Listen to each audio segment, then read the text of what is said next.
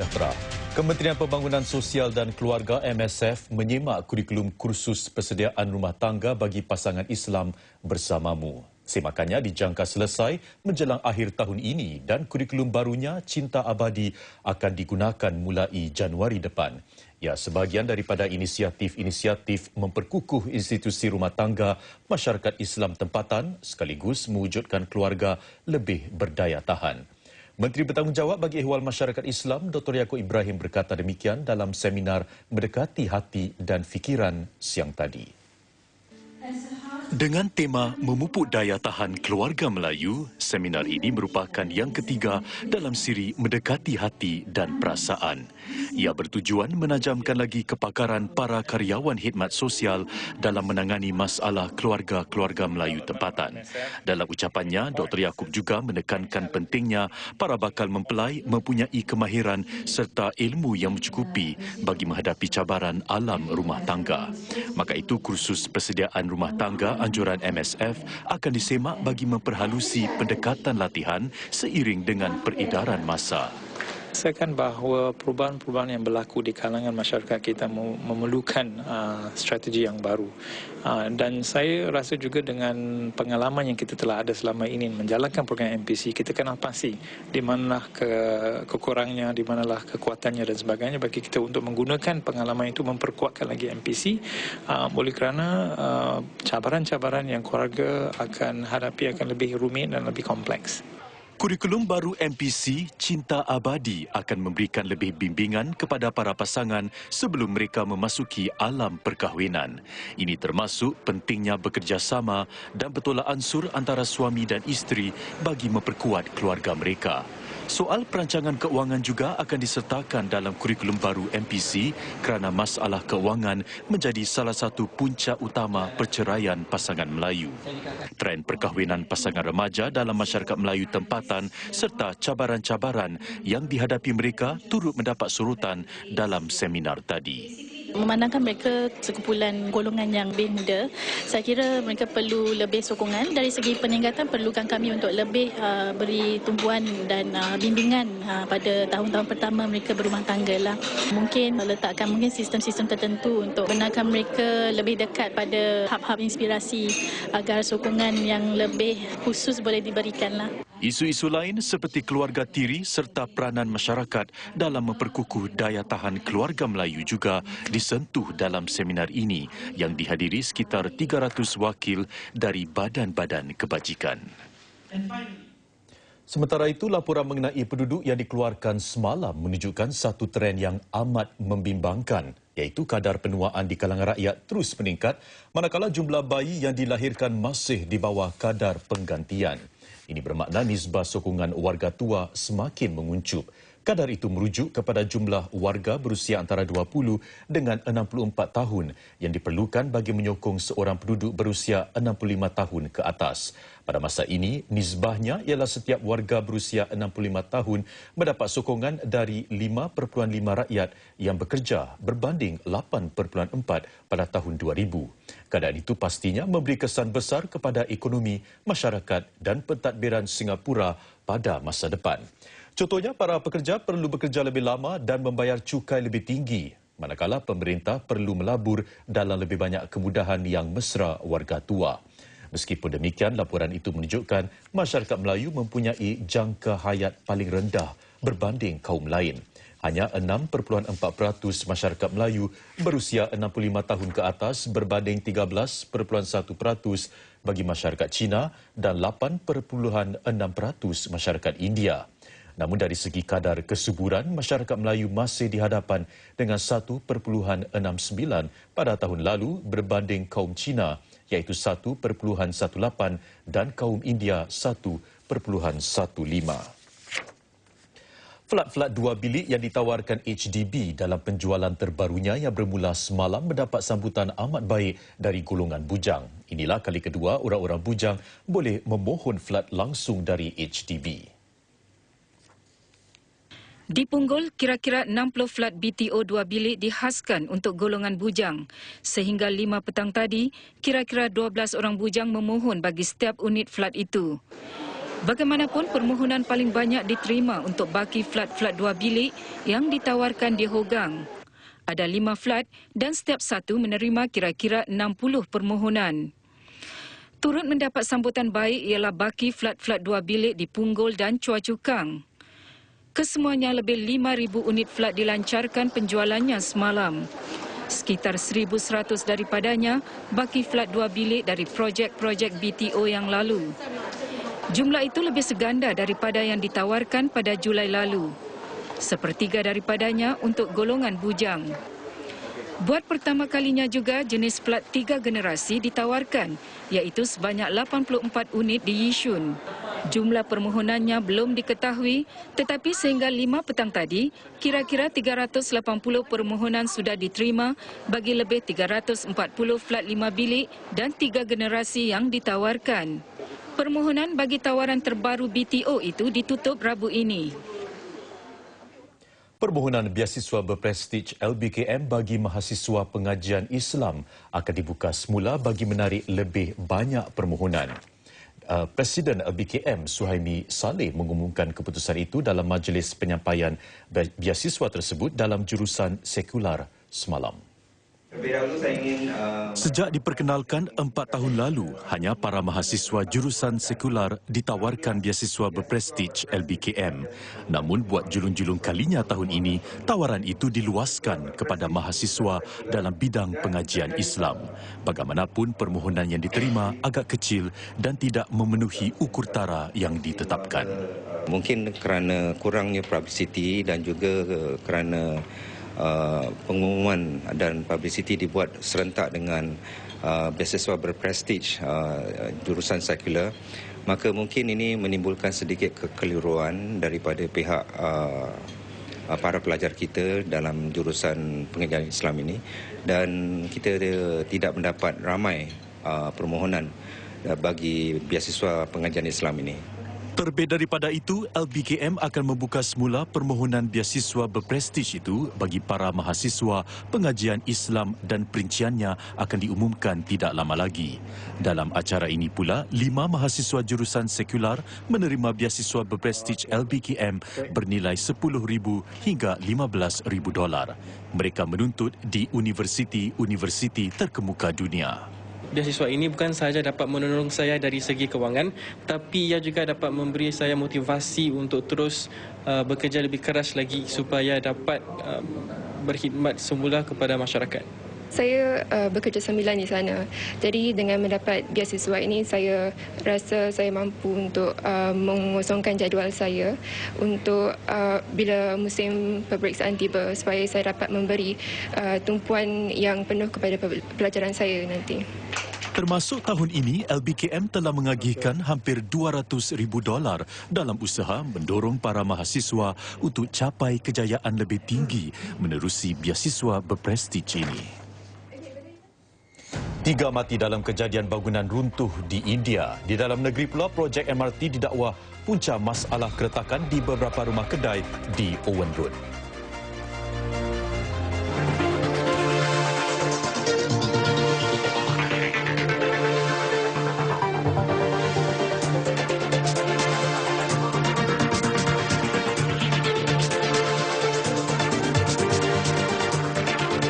Berita hangat, cabutan bertuah Golden Chance kembali lagi. Kali ini bukan $60,000, bukan $90,000, tetapi wang tunai hampir $125,000 mesti dimenangi. 72 pemenang, 2 pemenang perdana. Jangan lepaskan peluang keemasan ini. Puas hati di Golden Chance.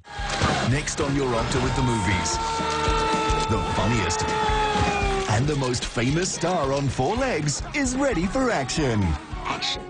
This dog is a superstar. And this time, he is with his own family. Oh, no. Hi, Dad. We were making spaghetti. Whoa! Beethoven! What are you doing? Watch out for Beethoven's Big Break. Monday, 6:30 p.m. on Your Octa with the Movies. Di Chiu Interior Design, kami fahami keperluan gaya hidup anda. Realisasikan rumah impian anda dengan pelbagai idea reka bentuk menarik. Ciptakan ruang dalaman yang mengagumkan dan berikan keserian pada rumah anda. Kunjungilah Chiu Interior sekarang untuk konsultasi percuma. Halo, Pos TKI, boleh saya bantu? Mau antar barang ke kampung.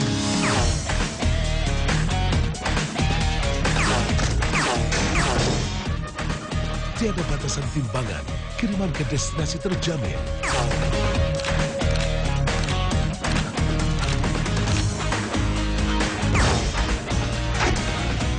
Paling terpercaya dan nomor 1 di Singapura.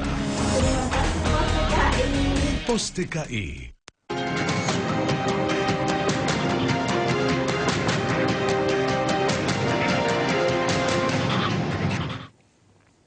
Bertemu kembali susulan serangan kimia di Syria. Para pakar PBB akan ke 7 tapak di Syria di mana serangan-serangan itu didakwa telah dilancarkan bulan lalu. Menurut satu kenyataan PBB, satu laporan menyeluruh akan disiapkan menjelang hujung bulan depan untuk menentukan sama ada benar pemerintah Syria telah melancarkan serangan-serangan itu. Kenyataan itu dikeluarkan selepas 5 anggota tetap Majlis Keselamatan PBB mencapai kata sepakat mengenai rancangan untuk menghapuskan simpanan senjata kimia Syria. Rangka ketetapannya dijangka diluluskan lewat malam ini. Persetujuan tersebut dicapai hasil rundingan giat di PBB melibatkan juga Rusia, sekutu rapat pemerintah Syria. Jika diluluskan, ia merupakan rangka ketetapan pertama yang diluluskan mengenai Syria sejak Perang Saudara meletus di negara itu lebih 2 tahun lalu.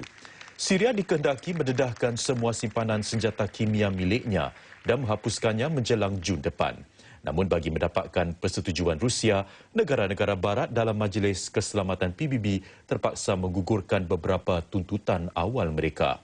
Antaranya, ia tidak mengandungi soal sekatan ataupun serangan terhadap Syria secara automatik jika ia gagal mematuhi ketetapan itu. Dalam serangan kimia di pinggir ibu kota Damsyik pada 21 Ogos lalu, lebih 1,400 orang dilaporkan terbunuh. Seorang wanita warga British yang digelar White Widow kini menjadi buruan antarabangsa selepas Interpol mengeluarkan waran penahanannya. Polis antarabangsa telah mengeluarkan notis merah untuk menangkapnya atas permintaan Kenya. Ibu 3 orang anak itu disyaki terbabit dalam serangan di pusat beli belah di Nairobi minggu lalu. Interpol mengeluarkan 4 keping gambar Samantha Lithwaite bersama notis waran tangkap. Berusia 29 tahun, Lithwaite yang memeluk Islam ialah janda Jermaine Lindsay, salah seorang suspek pengumum nekat yang menyerang rangkaian pengangkutan awam London pada 7 Julai 2005. Lithwaite dikatakan memiliki bahan letupan dan merancang beberapa serangan bom di Kenya mulai Disember 2011. Bagaimanapun, notis Interpol itu tidak menyebut secara khusus kemungkinan Lithwaite turut terbabit dalam serangan kumpulan militan Al-Shabaab di gedung beli belah Westgate di Nairobi minggu lalu. Menteri Luar Kenya berkata wanita Britain itu di kalangan penyerangnya. Namun Presiden Uhuru Kenyatta kemudian menjelaskan laporan berkenaan belum dapat disahkan. Sekurang-kurangnya 3 orang mati dan lebih 100 lagi dipercayai masih terperangkap di bawah runtuhan sebuah bangunan 5 tingkat yang roboh di Mumbai, India pagi tadi. Tragedi ini berlaku sekitar 5.50 minit pagi. Pasukan penyelamat terus bertungkus lumus untuk mencari mangsa-mangsa di bawah runtuhannya. Sejauh ini 27 mangsa telah dapat dikeluarkan dalam keadaan cedera. Bangunan yang runtuh ini berusia 30 tahun dan didiami 22 keluarga kaki tangan Majlis Bandaran Mumbai. Mereka dikatakan telah diberi notis supaya berpindah pada April lalu tetapi tidak berbuat demikian. Tidak diketahui mengapa mereka diarah berpindah. Bagaimanapun, sejak beberapa bulan lalu, 5 bangunan di Mumbai dan sekitarnya roboh, termasuk kejadian pada April lalu yang merenggut nyawa 74 orang. Kejadian-kejadian itu telah menarik perhatian kepada mutu binaan yang rendah serta perbuatan melanggar peraturan binaan di Mumbai. Kita kembali ke berita dalam negeri. Penolong pengarah lembaga Taman Negara NParks yang terbabit dalam tengkarah pembelian basikal-basikal Brompton tahun lalu minta dibicarakan. Bernard Lim Yong Sun dituduh memberi maklumat palsu kepada pegawai-pegawai Kementerian Pembangunan Negara MND yang menyiasat pembelian oleh NParks itu. Lim dituduh memberitahu para pegawai MND dia tidak ada hubungan peribadi dengan pengarah bike shop Lawrence Lim Chun Hau. Lim juga dikenakan tuduhan kedua iaitu bersubahat dengan Encik Lawrence Lim supaya menafikan hubungan persahabatan mereka. Lim telah digantung daripada tugasnya tahun lalu setelah audit dalaman yang dilakukan MND mengesan kemungkinan adanya keputusan berat sebelah yang diambil dalam proses pembelian basikal-basikal tersebut. 26 basikal Brompton itu dibeli pada harga kira-kira $27,000. Harga yang tinggi itu menimbulkan pertanyaan tentang proses tendernya yang dibuka semasa musim Tahun Baru Cina untuk tempoh hanya 6 hari. Kontrak itu akhirnya diberikan kepada Bike Shop Singapore, satu-satunya syarikat yang menghantar tender. Tarikh sidang sebelum perbicaraan bagi kesnya ditetapkan pada 14 hari bulan depan.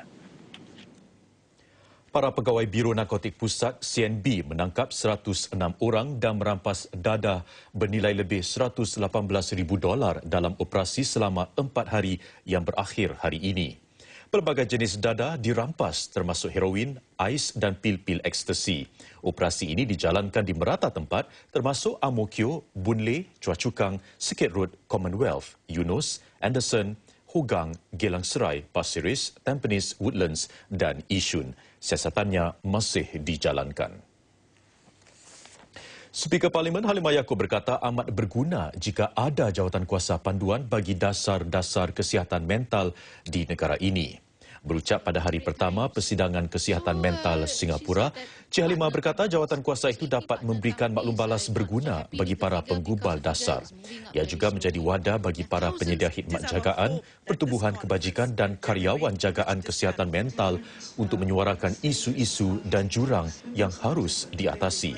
Persidangan 2 hari ini disertai 300 karyawan jagaan kesihatan mental dari dalam dan luar negara. Mereka bakal membincangkan pelbagai isu mengenai kesihatan mental. Mulai bulan depan, semua keluarga yang tinggal di flat-flat HDB dan rumah berlaman di Jurong, Clementi dan kawasan bandar akan membayar yuran pungut sampah sama seperti para penduduk di kawasan Pasir Ris Punggol, Tampines dan Bedok. Mereka yang tinggal di flat HDB akan membayar $7.49 sebulan, manakala keluarga di rumah berlaman membayar $24.81 sebulan. Yuran baru itu merupakan kenaikan purata $2.46 bagi penghuni flat HDB dan $5.77 bagi keluarga di rumah berlaman. Agensi Sekitaran Kebangsaan menyatakan kos khidmat memungut sampah telah naik di 3 kawasan tersebut sejak kadarnya sekarang ditetapkan dalam tahun 2006. Ia disebabkan oleh kenaikan harga minyak dan kos tenaga kerja. Beberapa pemilik dan penyewa rumah kedai di Owen Road mendakwa hartanah mereka mengalami keretakan akibat kerja meluaskan jalan dan projek MRT berdekatan. Penguasa Bangunan dan Binaan BCA telah pun melakukan pemeriksaan di tapak terjejas untuk memulakan kerja-kerja pembaikan. Gambar-gambar dari Facebook seorang pereka hias ini menunjukkan keretakan pada tiang-tiang bangunan rumah kedai di Owen Road. Malah ada pemilik yang bertindak sendirian dengan memasang ceracak sokongan kerana takut keretakannya akan menjejas struktur bangunan. Ada yang berpendapat kerja-kerja binaan di sekitar kawasan ini menjadi punca keretakan yang berlaku. Namun BCA memberi jaminan bangunan terjejas masih selamat untuk digunakan.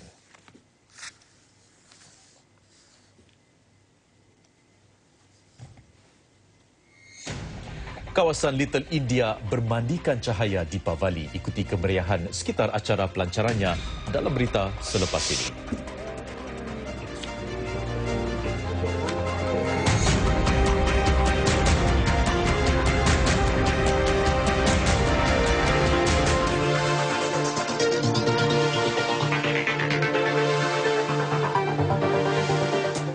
Hangat, jemputan bertuah Golden Chance kembali lagi. Kali ini bukan $60,000, bukan $90,000, tetapi wang tunai hampir $125,000 mesti dimenangi. 72 pemenang, 2 pemenang perdana. Jangan lepaskan peluang keemasan ini. Puas hati di Golden Chance.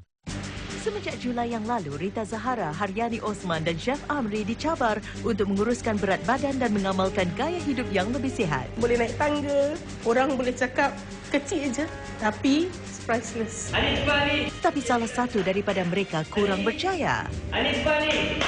Episod ini juga akan mendedahkan bagaimana kesihatan dalam tubuh boleh membantu anda untuk kelihatan lebih menawan. Saksikan Yakult Klinik Kita edisi Makeover 8:30 malam ini hanya di Suria. Ditaja oleh Yakult, sudahkah anda minum Yakult hari ini? Liga Cinta musim terbaru menjanjikan paparan yang memang lebih menarik, terutamanya majlis-majlis perkahwinan selebriti kita yang naik pelamin. Dan konsep-konsep yang dipilih pun tidak kurang hebatnya. Saya suka colour dia all white. It's a bit different. Macam jalan atas snow rasanya. Saksikan siri terbaru Mahlika Cinta setiap Ahad 7 malam hanya di Suria. Hello, Ina Sultan Ina Sultan Makcik nak jual rumah lah. Mungkin nak minta tolong lah masalah rumah nak kena tarik. Halo, Ina Sultan. Ina Sultan jual beli sewa garanti beres dari A sampai Z. Hubungi 9178 4459 9178 4459. Kerja hidup kini kembali kita bersama. Tak kira bangsa, waktu zaman sudah berubah. Kita masih yang sama, kita masih lagi sehati dan sejiwa.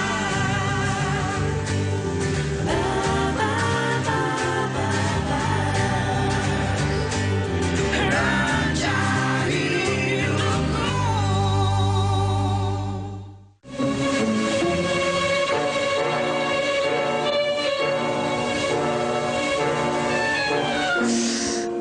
Jangan takut. Cuba lagi. Wah, cantiknya rumah Tuan Doktor. Siapakah renovation kontraktornya? Siapa lagi kalau bukan Hamid Ehsan General Contractor? Oh, patutlah.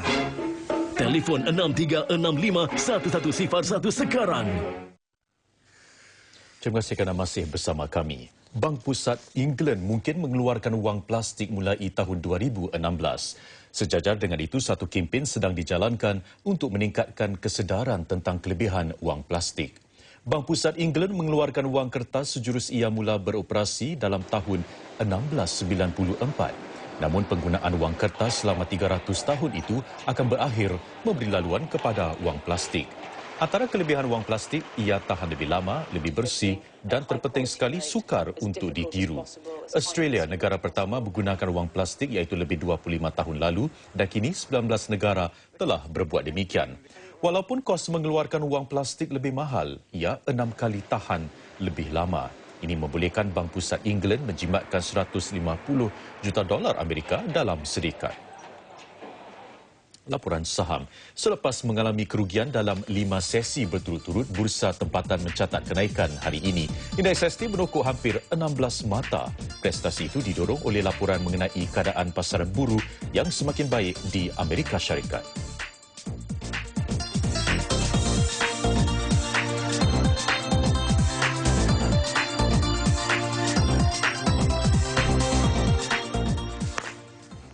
Menteri di Pejabat Perdana Menteri merangkap Menteri Kedua Perdagangan dan Perusahaan S. Iswaran berkata beliau terkejut dengan sambutan besar terhadap perlumbaan Grand Prix Singapura tahun ini.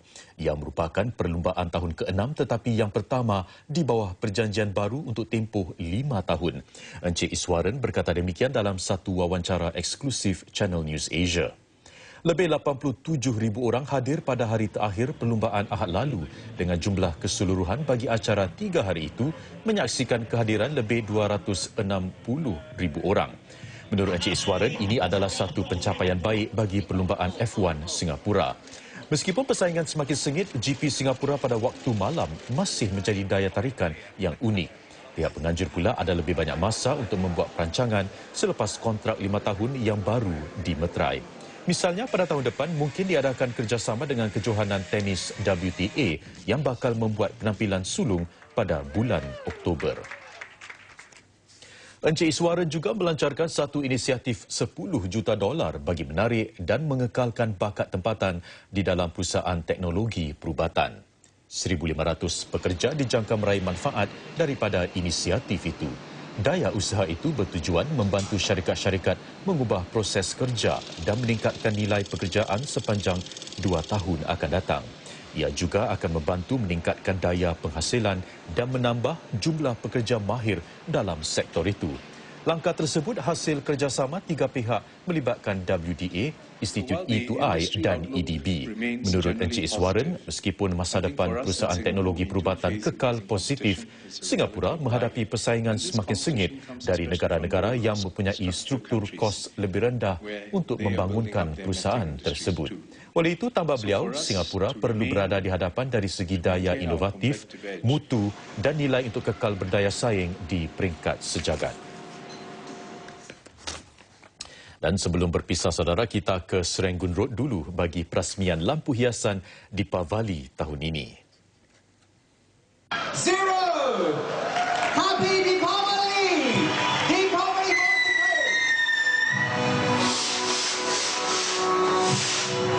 Pelancarannya dilakukan oleh Perdana Menteri Lee Hsien Loong. Hiasan lampu berwarna-warni di Serangoon Road ini akan berterusan sehingga 5 November nanti. Saksikan terus warna-warni menjelang sambutan Deepavali tahun ini. Sekian berita untuk malam ini. Salam hormat.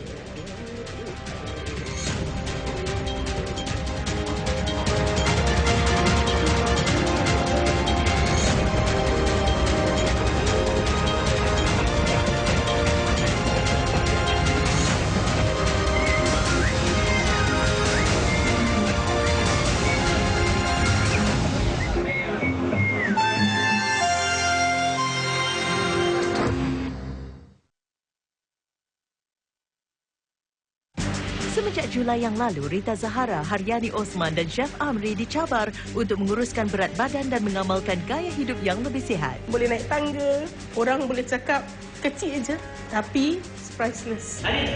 Tapi salah satu daripada mereka kurang berjaya. Episod ini juga akan mendedahkan bagaimana kesihatan dalam tubuh boleh membantu anda untuk kelihatan lebih menawan. Saksikan Yakult Klinik Kita edisi Makeover 8.30 malam ini hanya di Suria. Ditaja oleh Yakult, sudahkah anda minum Yakult hari ini?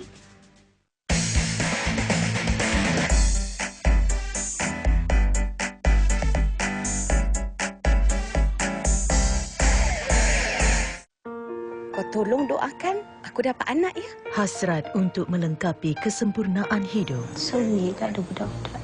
Awak nak anak sendiri pula. Janji yang diingkari. Ada anak salah, tak ada anak pun salah. Mama cakap apa tadi? Mama cakap apa tadi? Saksikan gandingan hebat Oji Ahmad Daud, Nasir Bilal Khan dan Mia Sarana Suha. Maafkan ya, Mama. Dalam telemovie Berpaling dari Janahmu 9 malam ini hanya di Suria.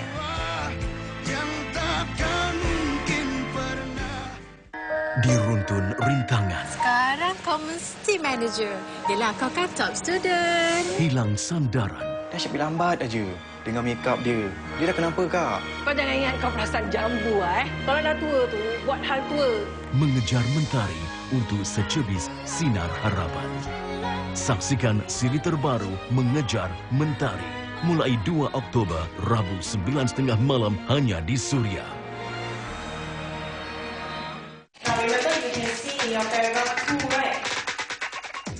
Sudah mendapat markas seperti 90 ke atas, tapi tidak puas hati. Mereka hendak A-star.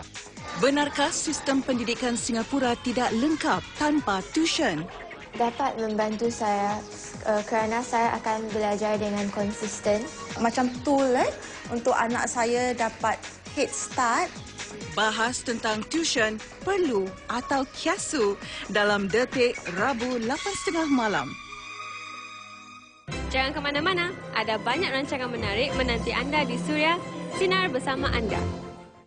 Yakult Klinik Kita edisi Makeover yang akan anda saksikan dibawakan khas untuk anda oleh Yakult.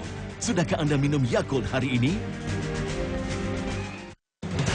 Sebelum ini dalam Yakult Klinik Kita, edisi Makeover, 3 selebriti Rita Zahara, Chef Amri dan Haryani Osman mengalami perubahan besar dalam hidup mereka. Mereka diberi cabaran untuk menguruskan berat badan dalam tempoh 5 bulan. Lepas 2 bulan, dah rasa dia punya syok tau. Rasa sihat, rasa macam segar, rasa macam supermodel sikit. Jadi harapan dia, ni nak buat lagi dan lagi lah, nak turun lagi sampai dapat target. Untuk mengecapi matlamat 10 kilo untuk saya tu sebenarnya boleh. Mungkin waktunya agak sukar waktu bulan pertama tu kerana jadual saya yang begitu padat. Pagi saya kerja dan malam saya berada di restoran saya. Usaha untuk mengecapi berat badan yang sihat memang tidak mudah. Sebagai hos, Rita Zahara juga tidak terkecuali. Ramai orang bertanya dengan Rita, kenapa Rita ingin menguruskan berat badan padahal Rita dah nampak okey kan? Tapi sememangnya bukan semata-mata untuk menguruskan berat badan. Program ini melatih saya untuk membuang tabiat-tabiat yang buruk yang boleh memudaratkan kesihatan kita semakin kita meningkat usia. Jadi apabila Rita mendapat tanggungjawab yang berat untuk bersama-sama dengan rakan sejawatan dengan Rita untuk mengikuti program ini, saya menyahut cabaran itu.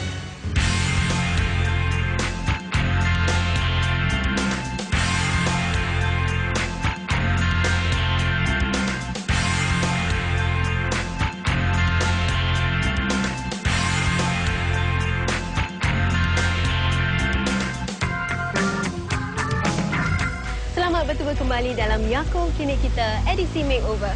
Saya amat bangga dengan perkembangan Chef Amri dan Haryani sejauh